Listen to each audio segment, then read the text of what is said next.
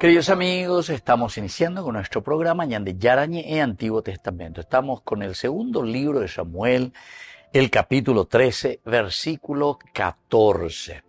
Hoy nos dice la palabra de Dios, pero él no quiso escucharla, y siendo más fuerte que ella, la forzó y se acostó con ella. Queridos amigos, este es el versículo entonces 14 del capítulo 13 del segundo libro de Samuel.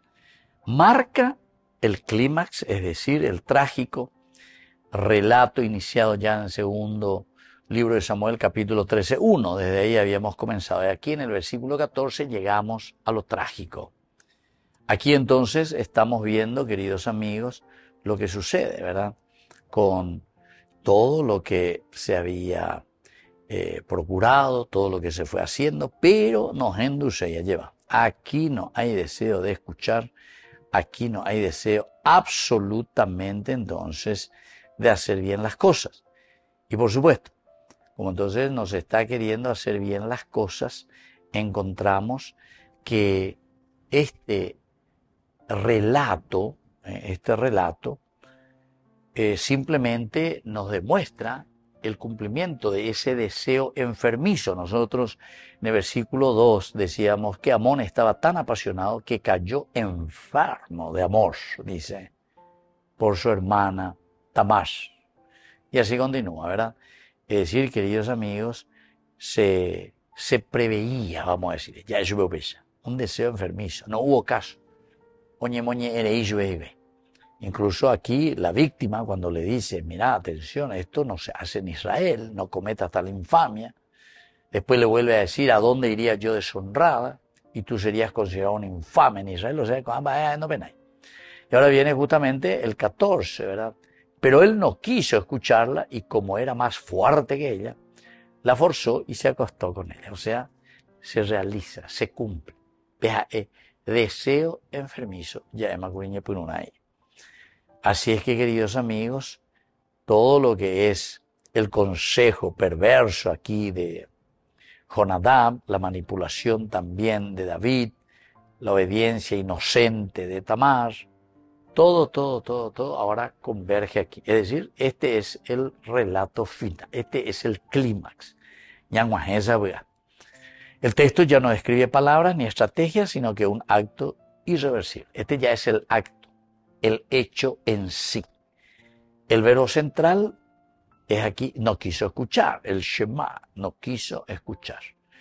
En hebreo es el shama, verbo shama, que formula que en la escritura no indica solo sordera física, sino rechazo consciente de la palabra que llama a la justicia. Rechazo la justicia. Pero queridos amigos, por eso la palabra shama, el verbo shama, el escuchar, es hindú. Digo, igual, ni veía de copia. Cosime, voy cuando nace hindú, Daigo cuando hindú ya, físicamente se le escucha muy bien, auditivamente le escucha muy bien, sino que no penaese. Entonces aquí quiere decir que conscientemente hay un rechazo de lo que se te está diciendo. Entonces Tamar había hablado con razón, con ley, con humanidad, y Amón rechaza todo. Tamar habla bien, o sea, te presenta lo doctrinario, ¿verdad? Esto no se hace en Israel. No cometas tal infamia. Pero sin embargo, no induce. La frase, siendo más fuerte que ella, aquí nos introduce la ruptura definitiva del orden querido por Dios. La fuerza que sustituye a la palabra. El poder que suplanta a la escucha. La fuerza, la violencia. Entonces, a ver, no es aquí entonces porque somos 60 los que votamos y que decimos 2 más 2 es 8, que de ahora 2 más 2 hace 8. ¿Entendiste? No, la verdad es la verdad. Entonces no es por la fuerza, no es por la violencia, sino que aquí tiene que ser por la cordura. Entonces la lógica bíblica, cuando el dabar, palabra con sentido y verdad, es despreciado, el ser humano cae en la animalidad del impulso. El impulso simplemente. No hay cordura, no hay razón. Te joñemos que te yaguaretén, te joñemos que te leondi. Ñemoí ve no debe, uno salvaje. Vari aún de inebe.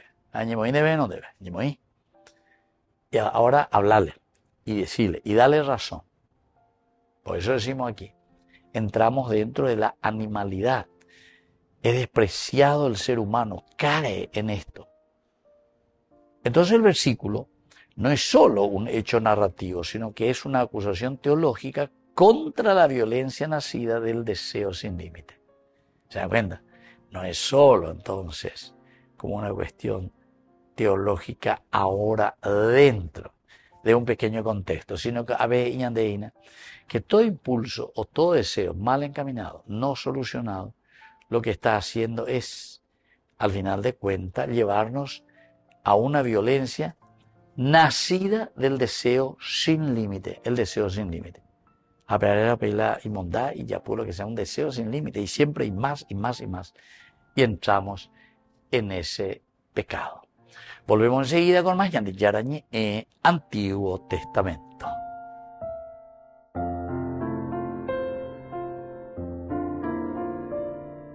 Amigos, apoyemos al primer canal católico del país, Yandé Yarañi.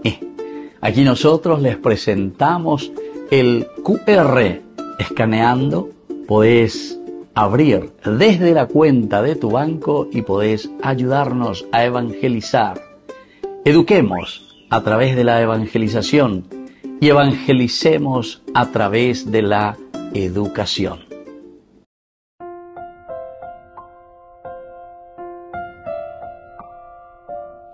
Queridos amigos, seguimos con Yandé Yarañi en Antiguo Testamento. Estamos nosotros con este segundo libro de Samuel, el capítulo 13, versículo 14, nos dice, pero él no quiso escucharla, y como era más fuerte que ella, la forzó y se acostó con ella.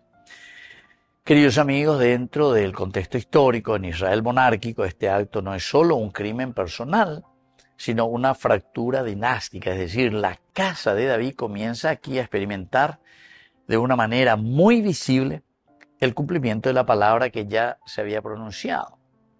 Segundo libro de Samuel, en el capítulo 12, del 10 al 11, la espada no se apartará de tu casa, a llevar Natán.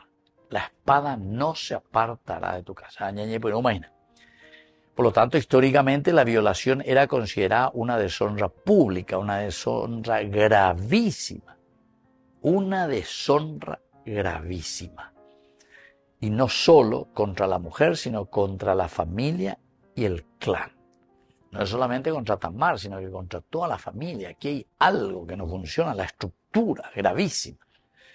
Sin embargo, cuando el agresor pertenecía a la familia real, la justicia quedaba paralizada por el poder. La justicia quedaba paralizada por el poder. 3.000 años atrás, hasta que haga una nave y una vaina. Hasta que haga paralizada por el poder. Paralizada por el poder. Este silencio institucional explica la cadena de violencia que seguirá. Es decir, el asesinato de Amón por Absalón y la posterior rebelión. Va a ir, uno detrás de otro, ¿verdad? Y seguirá. Entonces, el versículo muestra cómo el pecado de David, que comenzó con un abuso de poder y de deseo, con Betsabé, poder y deseo, o Kashupe, que todo aquello de Shashupe, por Interei, o Yahú Amón, etcétera, etcétera. Entonces, se reproduce, pero de una manera amplificada en sus hijos. Es decir, aquí nosotros estamos encontrando algo, ¿verdad?, que va y que va y que va, y se amplifica ya ahora en sus hijos, es decir, en Amón. Esta historia bíblica enseña que el pecado no resuelto en los padres se convierte en una tragedia estructural de los hijos. Hoy coina lleva ese. Entonces esto es lo que sucede, ¿verdad? Esto es lo que va sucediendo en ellos y cuando nosotros no respondemos enseguida, sucede estas cuestiones, ¿verdad? O sea, continúa y continúa y continúa. Y por eso invita también invita a que exista algo mucho mejor, ¿verdad? Entonces, que uno se dé cuenta, que uno reflexione, que uno busque y entienda los elementos esenciales y fundamentales, ¿verdad? Pero naña solucionar Hina, entonces ahí vamos a tener los problemas. Y esto es lo que sucede aquí, ¿verdad? Entonces, dentro de estos, eh, dentro de estos elementos, ¿verdad? Tenemos que volver a entrar un poco, tenemos que volver a mirar, tenemos que entender, o si no, nunca hoy en día como hay una respuesta positiva ante esta realidad. El contexto histórico en este sentido siempre también no nos hace pensar simplemente en ese crimen personal, decíamos. Oñanderajá a una situación directamente de desgaste, pero de un desgaste total de la persona, pero que se encuentra dentro de una sociedad. El desgaste es de una manera social también. Ahora, en este contexto cultural y antropológico, el texto revela una verdad brutal. Cuando el deseo se absolutiza, porque aquí pues hay un deseo absolutizado. Amón estaba apasionado que cayó enfermo de amor por su hermana. Como ella era virgen, Amón pensaba que sería imposible acercarse a ella, pero Amón tenía un amigo, ¿viste? Entonces continúa, pero Amón tenía un amigo. Entonces lo que es enfermo, aquí entonces se nos está revelando que ese deseo absolutizado, entonces es un deseo que está ya ahí corrompido, entonces busca todos los medios. Aguajena. Esto es lo que nosotros le llamamos el aspecto, decimos, el aspecto absolutizado de Maquiavelo, ¿verdad? Maquiavélico. Porque ya es caja, ya mañana, ya es ya, y entonces se convierte en un objeto simplemente aquí. Entonces Tamar deja de ser hermana, mujer y persona. Pasa a ser lo deseado. Simplemente lo que yo deseo, simplemente lo que yo estoy buscando. En el aspecto de la antropología bíblica, queridos amigos, esto nosotros podemos mirar y entender que si nosotros no dominamos las pasiones, es decir, a través del corazón, el corazón entendido como el centro moral, como centro moral, entonces suceden estas desgracias. Y esto es lo que sucede, ¿verdad?, en la familia de David, ¿verdad? ¿Y por qué? Y porque no hay posibilidad totalmente de volver a ponerse, a luchar, a pelear contra todo aquello que es negativo, y sabemos muy bien que nos va a llevar a una dominación, ¿verdad? A una dominación personal. Entonces, se está expresando una ruptura total del equilibrio humano. La sexualidad llamada a ser comunión, sin embargo, ahora se está convirtiendo en una dominación. Volvemos enseguida con más Yandi Yarañe Antiguo Testamento.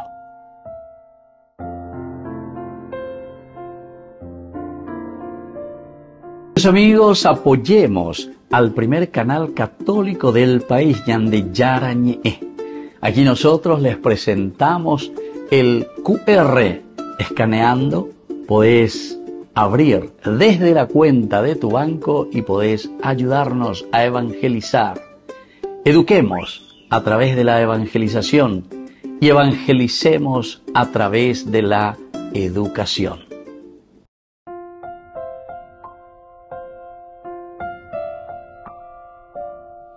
Queridos amigos, seguimos con Yarañe Antiguo Testamento. Estamos nosotros con el segundo libro de Samuel, capítulo 13, el versículo 14. Allí entonces el autor sagrado nos dice, pero él no quiso escucharla, y como era más fuerte que ella, lo forzó y se acostó con ella. Queridos amigos, tenemos algunas palabras claves. En primer lugar, tenemos el escuchar. Muchas veces hemos reflexionado sobre esta palabra, el Shama. Shema Israel, es decir, obedecer, obedecer, es hindú. Nosotros decimos también, ¿verdad? En nuestro idioma decimos endú que es amigo, nenduibio. Pero no es el escuchar simplemente auditivamente, sino que es el obedecer. Epenaese, eyapoloye, eande. Es decir, no me está obedeciendo. Shema no significa simplemente oír sonidos, sino acoger interiormente. Ya la obediencia, acoger, queridos amigos. Esa palabra que nos obliga moralmente, ahí está. Nos obliga. Es decir, cuando yo escucho y cuando yo entiendo lo que se me está diciendo, lo llevo después al aspecto de una obligación moral. ¿Qué quiere decir la obligación moral? Obligación quiere decir que no hace falta que yo esté con guaya o pistola para que vos cumplas y hagas lo que tenés que hacer, sino que la obligación moral es tu misma vida, lo que sos vos, es lo que te ayuda a que vos entonces lo puedas de esta manera hacer bien, ¿entendiste? Esa es la obligación moral. Ahora, escuchar es obedecer, dejarse afectar, permitir que la verdad limite el propio deseo. La verdad limite ese propio deseo. Pero es la verdad, queridos amigos, el que te va a poner los límites. Entonces no hace falta, ¿verdad? Entonces venir aquí, como dijimos, por la fuerza, por la violencia, sino que vos mismo te estás limitando porque vos conocés cuál es ese límite a ese deseo.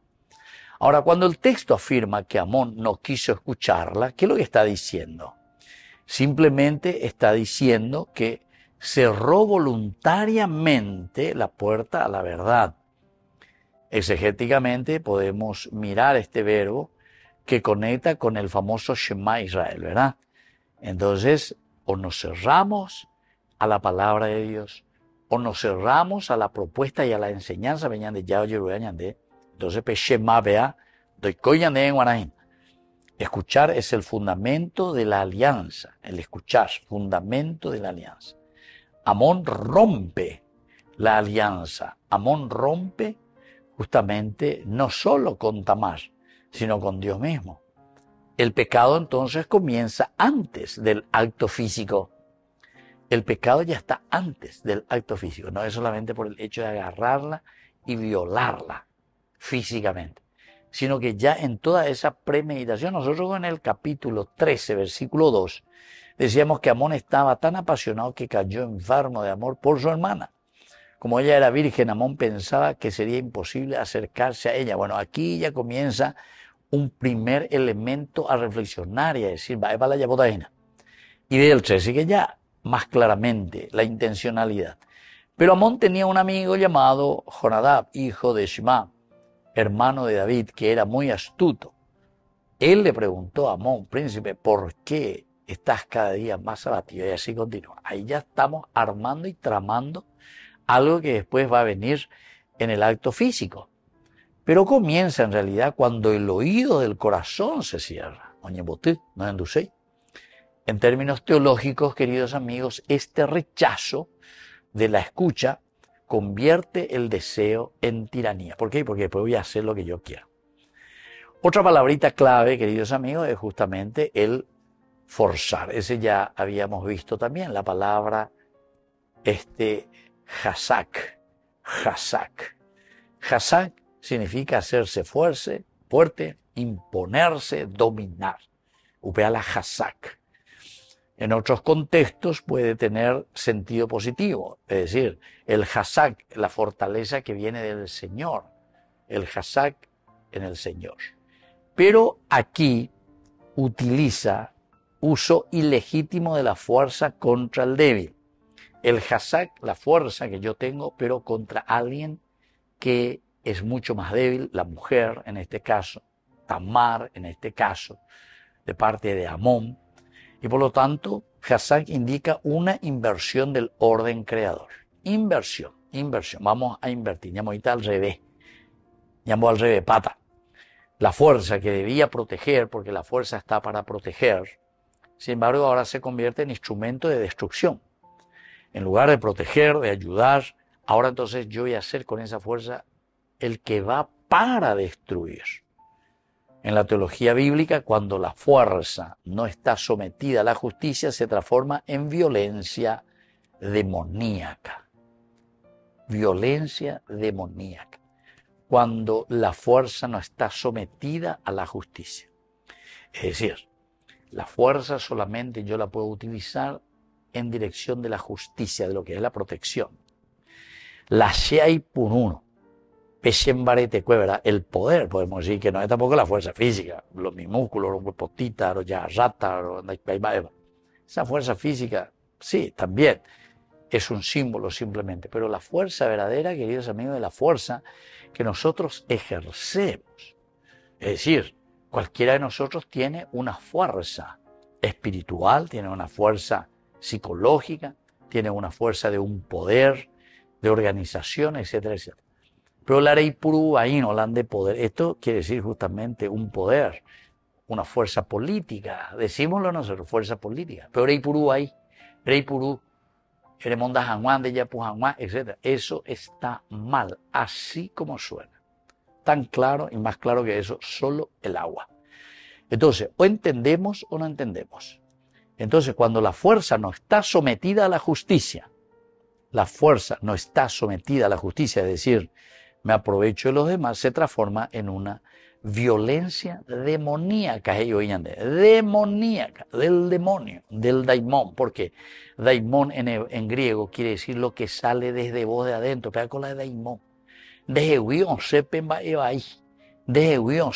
Esa fuerza demoníaca sale de tu interior, porque en de la de proyectada, vaya van de yaputa, vaya van de mondata, vaya van de botavetan de la bichave, vaya van de sobrefacturata.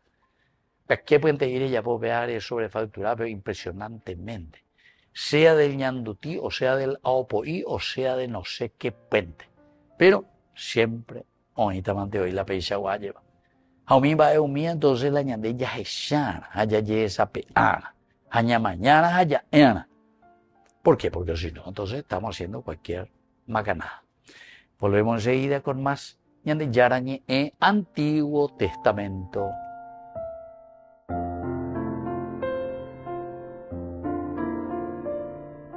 Amigos, apoyemos al primer canal católico del país, Ñande Yarañe. Aquí nosotros les presentamos el QR. Escaneando, podés abrir desde la cuenta de tu banco y podés ayudarnos a evangelizar. Eduquemos a través de la evangelización y evangelicemos a través de la educación.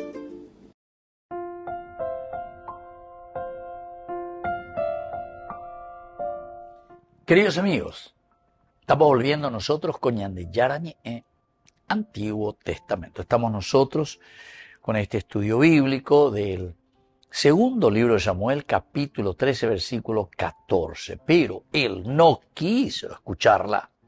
Y como era más fuerte que ella, la forzó y se acostó con ella. Enseñanza, queridos amigos. La primera enseñanza es que este versículo enseña que el pecado comienza cuando se deja de escuchar. Se deja de escuchar. Es decir, ahí comienza el pecado. Y esta experiencia tenemos muchísimas. Yo suelo escuchar, ¿verdad? En las familias, justamente. ¿Se dan cuenta? Porque eso te está llevando. La escucha, pues, es la predisposición para ¿qué cosa? Para la obediencia.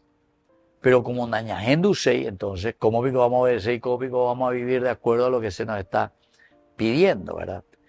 Si vamos a aplicarlo al día de hoy, una sociedad que deja de escuchar la voz del otro se encamina a la violencia estructural. Por eso decimos luego, hay que saber escucharse de la gente, hay que saber escucharse. Lo que dice uno, lo que dice el otro, saber escucharse en comunidad, estamos para eso. Añaños en Ducuana. Pero en Ducuana, sé que después tenemos que obedecer, es decir, a los principios y a los valores, y ahí pues viene la doctrina, la verdad, el amén, UBBU. Entonces, para poder obedecer y tener una línea, queridos amigos.